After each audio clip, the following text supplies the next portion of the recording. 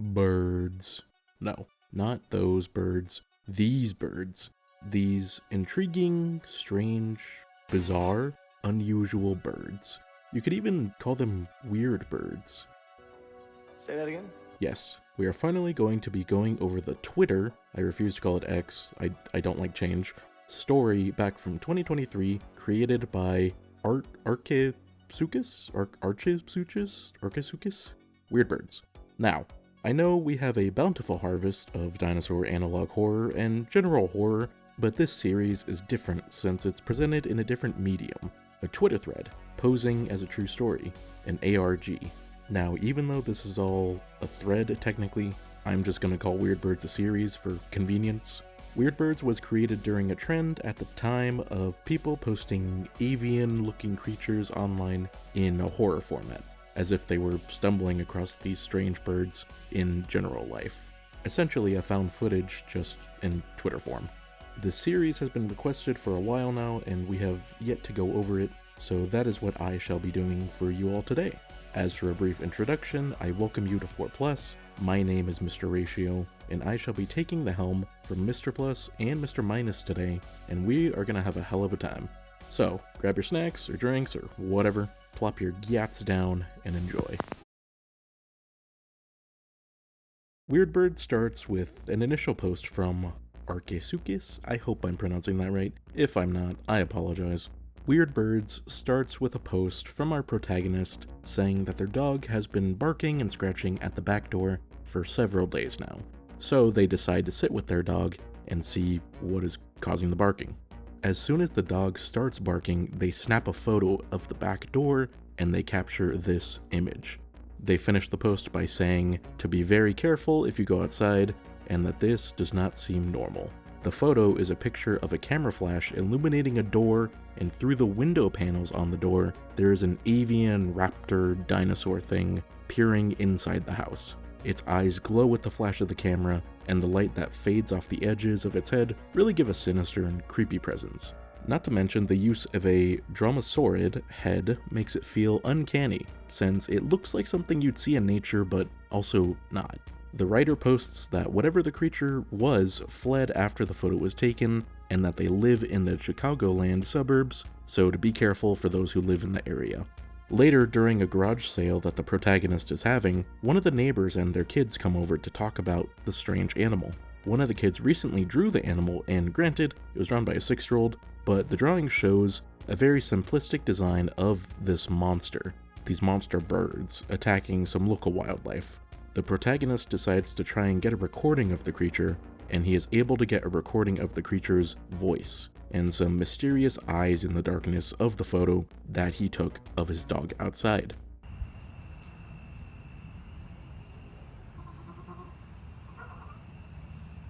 Most definitely sounds like a dinosaur sound, like this deep chirping.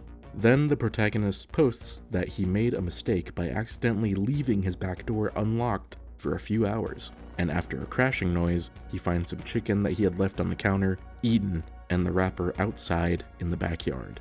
He's able to grab a quick picture again before the creature runs off. The creature goes to the front of the house, and we get a much clearer photo of it. The protagonist claims that the creature stands at around 5 feet tall, and it just stood there, as if it was studying him, or was possibly interested in the light of the house. After some mysterious screaming noises outside, the protagonist tries to ignore it and ponders investing in some kind of security system or drone. After the noises stop, the only thing the protagonist knows about these weird animals are that they are intelligent, nocturnal, and they have feathers, but he has no other leads or ideas as to what they are. What is also strange is that the creature doesn't seem to be afraid of humans like other animals are. But on a side note, the writer ends this post by saying that he had to close his window to his bedroom due to an awful smell coming from outside. The next post, the protagonist says he went to look for tracks of the animal, but he couldn't find anything, which suggests that it's light on its feet. But he did find a clump of animal matter, almost like a pellet. Unable to find any more pellets, the protagonist does find some tracks, but he still has no idea what the tracks are. Then this little rascal decides to pay the protagonist a visit, which he calls a little mutant bird. He said there was more than one of these, and they were essentially just running around trying to catch bugs. Me too, man. Me too. we get another photo of two of these little guys on his patio, and they start to fight over some object on the ground. But as soon as they start tugging at it, blood starts pouring from the object. They were fighting over a child's severed foot, still in its shoe. Oh my god, we hit a boat! Where's the foot? The protagonist, shaken and traumatized now, calls the police, but before the police can even get to the house, the foot disappears. Only the blood spilled is left on the ground. The protagonist tries to go to his neighbors, but no one answers, even though all the lights are on. But crumpled on the sidewalk by the neighbor's house is another drawing. The drawing depicts a child feeding the creatures with hot dogs, and the sentence scribbled on it, "I like to feed them." The protagonist goes back to his house, and he hears more strange noises on his roof, and a strange dark mass moving in his backyard, but he doesn't know what any of it is. The writer then finds a trail of feathers leading from the back door, but he refuses to investigate whatever dropped them.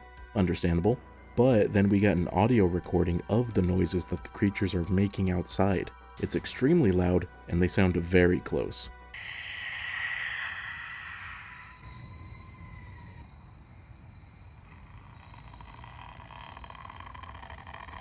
I hate the grudge sounding one towards the end.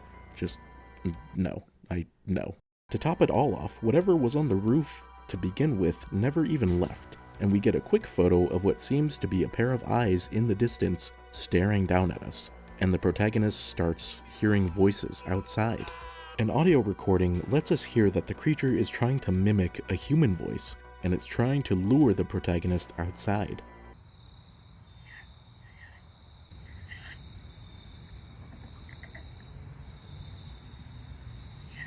I think I just give up at this point. I'm not trying to deal with any of that. The second I get a Skinwalker vibe, I'm out. Intelligently, the writer decides to plant his ass down and says he is not going anywhere. He walks around the house and away from the talking one to see another one staring inside the fucking house. So he camps out in the basement and decides to stay until daybreak. Or will he be dead by daylight? Can he survive until dawn? You should really kill me for that. But this doesn't last, since after some window breaking sounds and thuds upstairs, he manages to escape through a window well, and he camps inside his car until daytime. In the daytime, he sees another strange creature staring at him from his neighbor's screened-in porch. Oh, and something killed the big bird thing. Oh, thank God. What a relief. Wait, what the hell killed it then? The next night, there is a new noise coming outside, deeper and more drawn out than the others. Even the crickets go quiet when it starts. The audio is a mix of strange bass noises, but whatever it is, it sounds massive.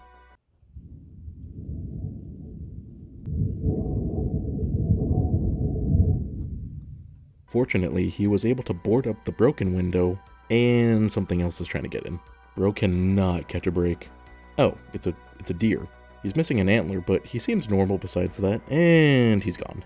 After its disappearance, more strange wailing and screaming is heard in new audio, with a lot of commotion going on in the dark. More voices start talking again. It's the birds, but they're getting better at mimicking humans. Don't worry. It's okay. Open. Now they're speaking in short sentences, but then he realizes that the birds have killed his neighbor, as they have left a trail of his shoes. The foot was the foot of his neighbor's child. But suddenly, the bird creatures quickly leave, and the rumbling of the giant creature is heard again.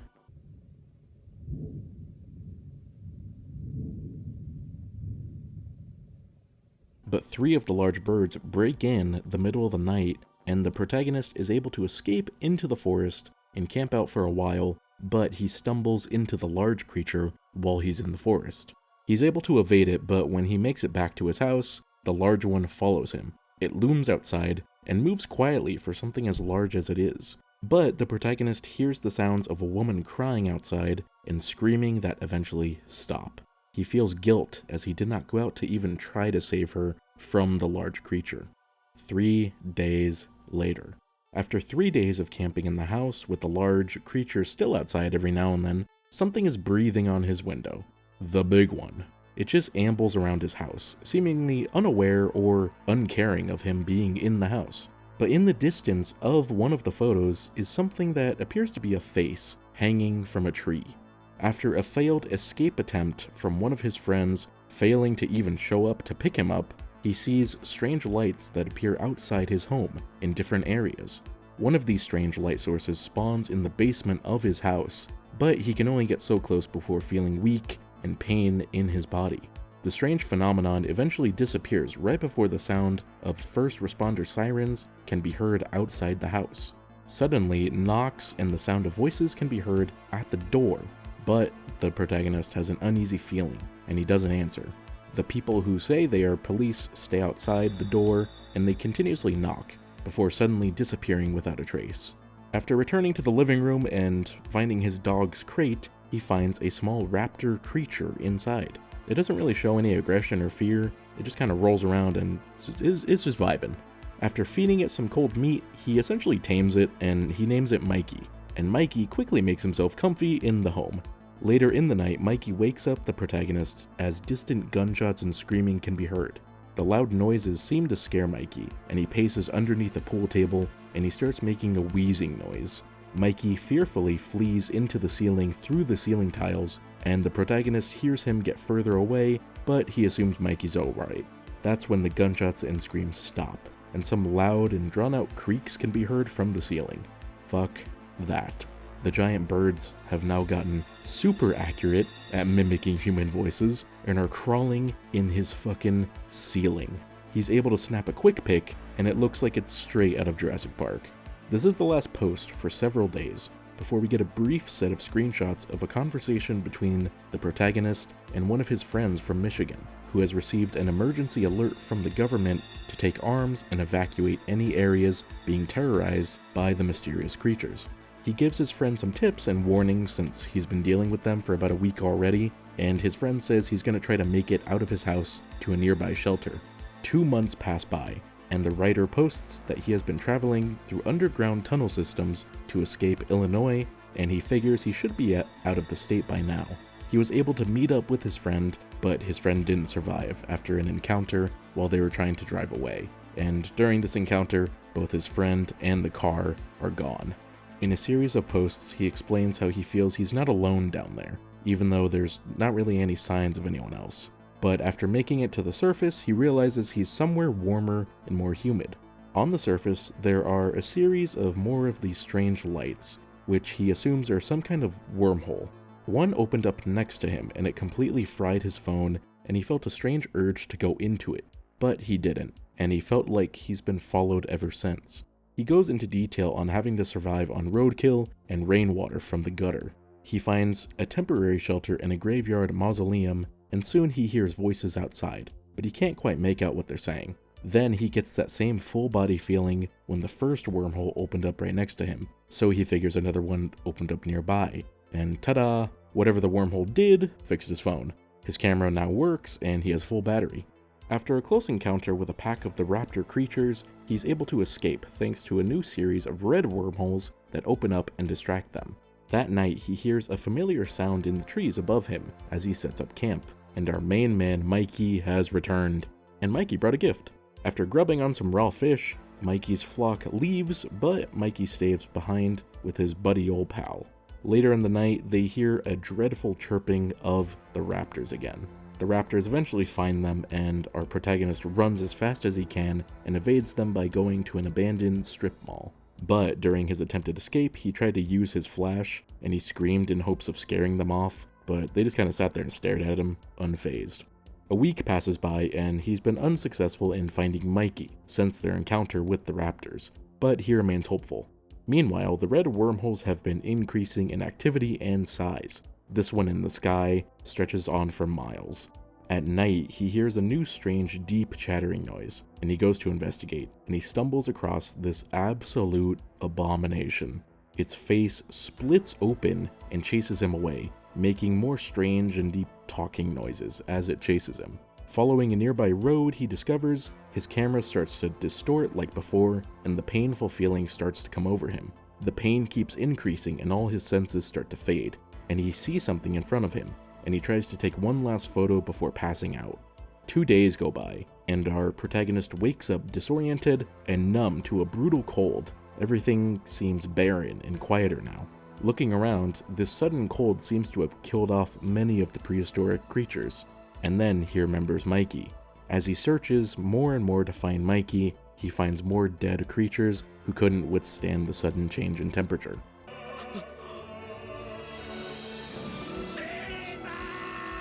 Mikey succumbed to the cold. The only reason I would even continue to go on in this situation is now gone, and it seems our protagonist has the same exact thought process.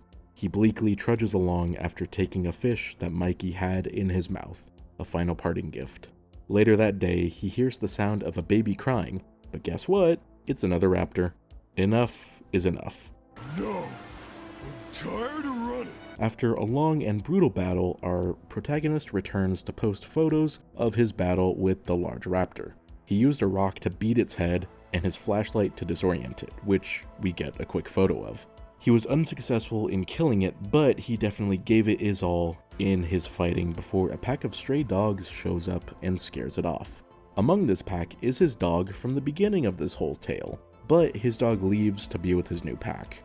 The next morning, our battered and tired protagonist stumbles along, lamenting all that he has lost and those he failed to save and his failure to keep going. He sits and hears a familiar wheezing sound again, and he sees Mikey's flock has returned, a few of them surviving the sudden change in temperature, and they offer him a fish.